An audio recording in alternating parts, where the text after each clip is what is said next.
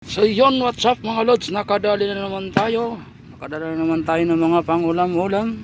Ayan, may dalag pa tayo. Buhay na dalag. Ayan, pwede na rin to mga lods.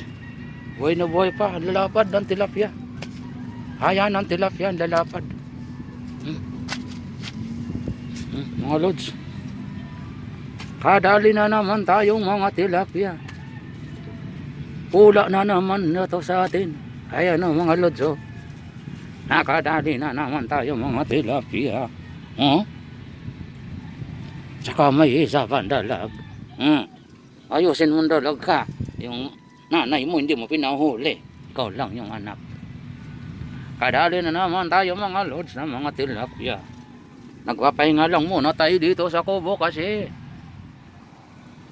ayan ang spot natin dito. Pinapatabi pa natin yung mga isda. Nandyan yung mga isda sa gilid na yan. Ayan.